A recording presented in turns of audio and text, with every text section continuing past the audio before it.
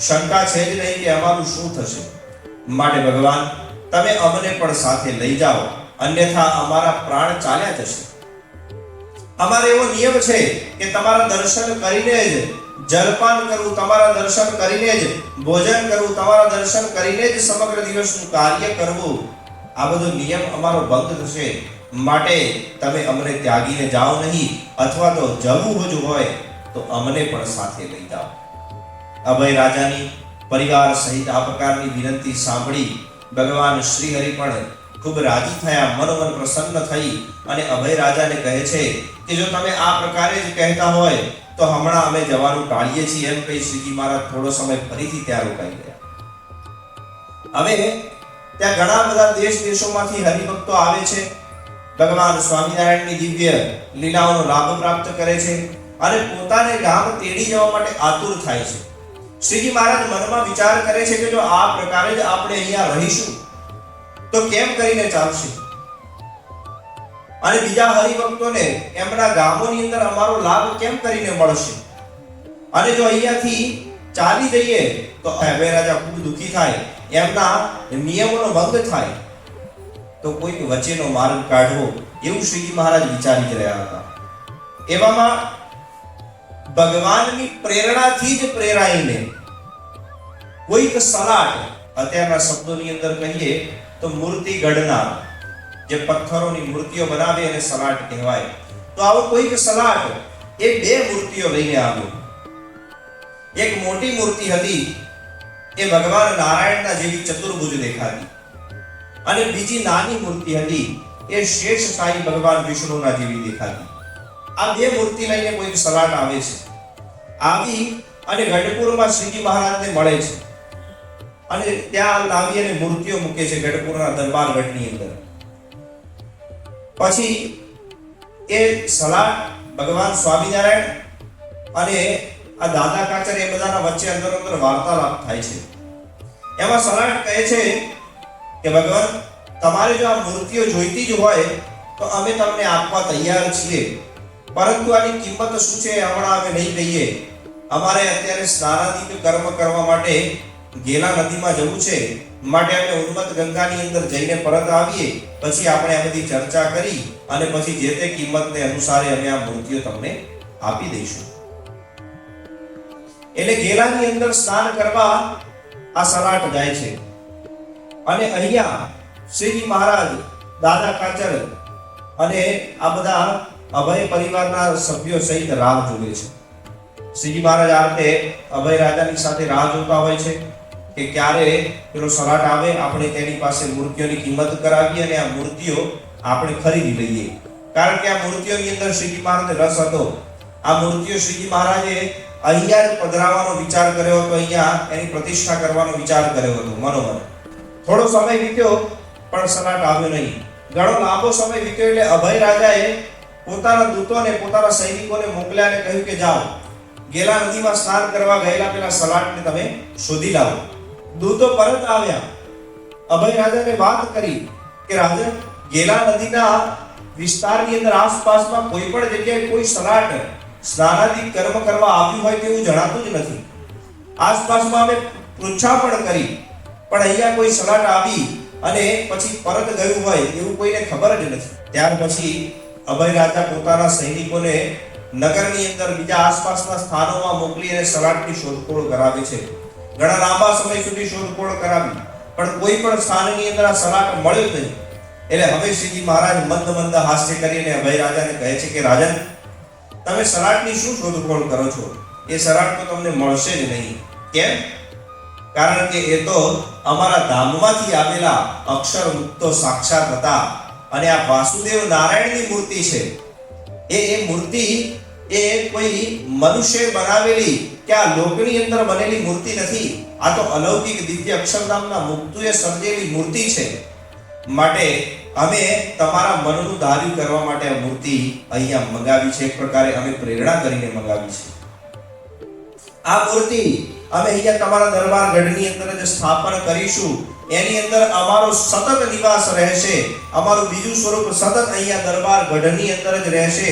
એવો અમે તમને વચન આપીએ છીએ, એવું અમે તમને કોલ આપીએ છીએ.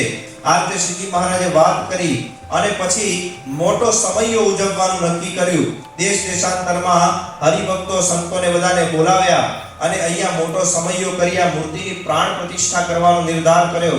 અને આપણે વચનામૃતમાં ક્યાંક ક્યાંક વાંચવા મળે કે ઉત્તરાદા બારના ઓરડાની અંદર આજે વાસુદેવ નારાયણનું મંદિર છે. એ મંદિરની અંદર શ્રીજી મહારાજે ત્યાં વાસુદેવ નારાયણની મૂર્તિ રાધિકાજીએ સહિત ત્યાં પધરાવી અને મોટો ઉત્સવ કર્યો. અને સંવત 1862 ના ફાગણ વદ અને ત્રીજના દિવસે આ મોટો ઉત્સવ થયો. એ દિવસે શ્રીજી મહારાજે આ વાસુદેવ નારાયણની મૂર્તિ પધરાવી છે. હરિભક્તોને અનેરો આનંદ આપ્યો છે. એ વખતે દિવ્ય દર્શન પણ થયા. શ્રીજી મહારાજની અંદરથી કોઈક તેજનો પુંજ એ મૂર્તિની અંદર જઈ રહ્યો હોય, ભગવાન સાક્ષાત એ મૂર્તિની અંદર ઉતરી રહ્યા હોય તેવું આ દરેકને દર્શન થાય છે. બધા આહલાદિત થયા અને આ પ્રકારે વાસુદેવ નારાયણની અંદર ભગવાન સ્વામિનારાયણનો નિવાસ થયો. અને હરિભક્તો ખૂબ આશ્ચર્યને પામ્યા, આનંદને પામ્યા.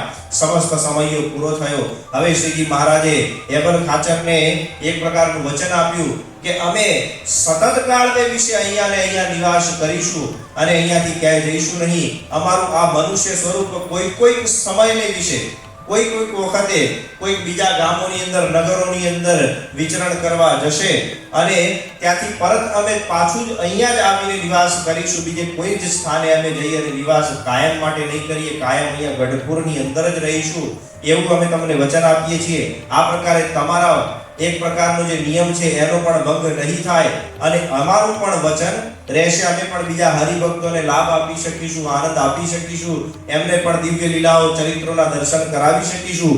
આ પ્રકારે શ્રીજી મહારાજે વચન આપ્યું છે. એબલ ખાચર અત્યંત રાજી થયા, અત્યંત પ્રસન્ન થયા અને હવે ભગવાનને એક પ્રકારે રજા આપતા હોય એમ કહ્યું કે પ્રભુ હવે તમે કોઈ પણ સ્થાનની અંદર જઈ શકો છો, કોઈ પણ ગામોની અંદર, નગરોની અંદર જઈ વિચરણ કરી પરત અહીંયા પધારજો એવી વિનંતી હું તમને કરું છું ભગવાન.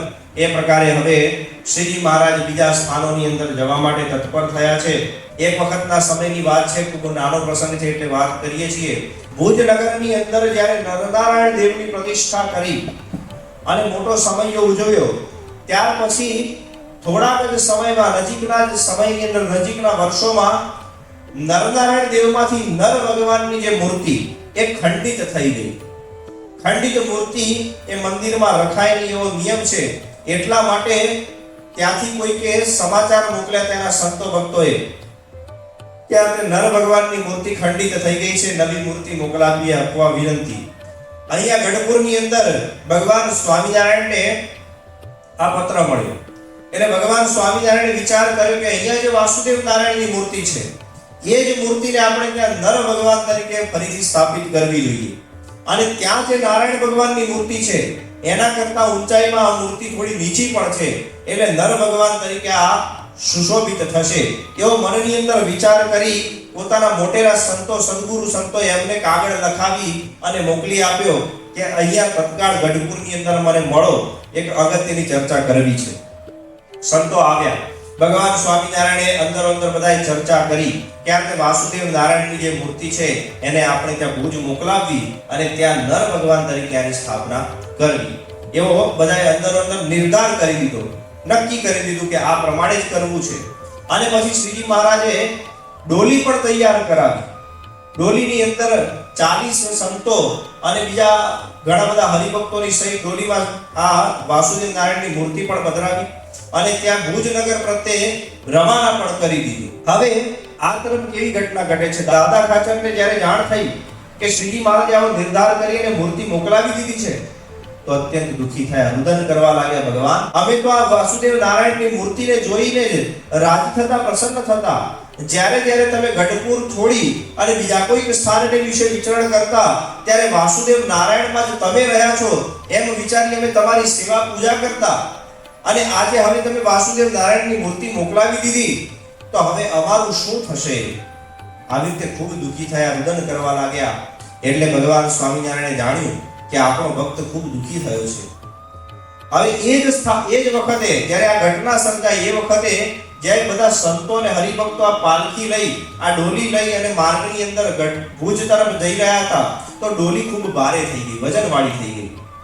એ વજનને સહન ન કરી શકવાથી બીજા ઘણા બધા હરિભક્તોએ અને સંતોએ આ ડોલી ઉંચકવાનો પ્રયત્ન કર્યો પણ એટલી બધી ભારે થઈ કે બધાએ ભેગા મળીને પણ આને ઉંચકી ન શક્યા. એટલે પછી ડોલી ત્યાં ને ત્યાં નીચે મૂકી દીધી. અહીંયાથી શ્રીજી મહારાજે બે સંતો એમને આ ભુજના માર્ગની અંદર મોકલ્યા કે આ માર્ગની અંદર જાઓ અને જે પણ સ્થાનમાં તમને આ ડોલી સહિત સંતો મળે એમને અમારો સંદેશો આપજો કે ડોલી લઈ પરત પાછા વાસુદેવ નારાયણની મૂર્તિ લઈ અહીંયા ગઢપુર આવો. ત્યારે ડોલી ઉચકાઈ અને પછી શ્રીજી મહારાજ અહીંયા પાછું ફરીથી વાસુદેવ નારાયણની મૂર્તિનું સ્વાગત કરે છે અને પરત પાછી એ મૂર્તિની ત્યાં સ્થાપના કરે છે.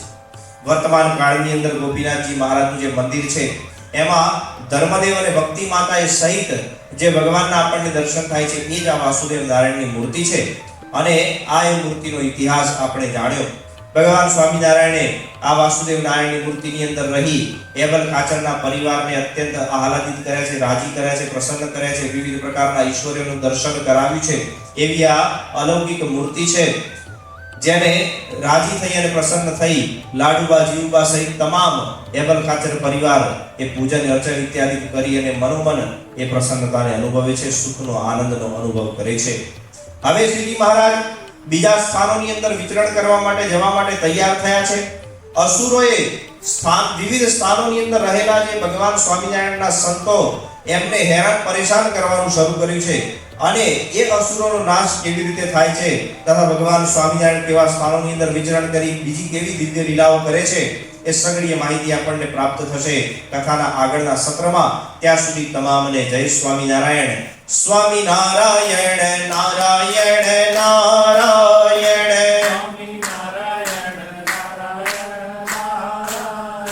સ્વામિનારાયણ નારાયણ નારાયણ સ્વામિનારાયણ સ્વામિનારાયણ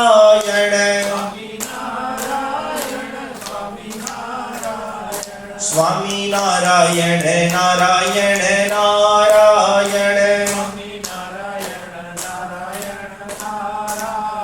સહજાનંદ સ્વામી મહારાજની જય.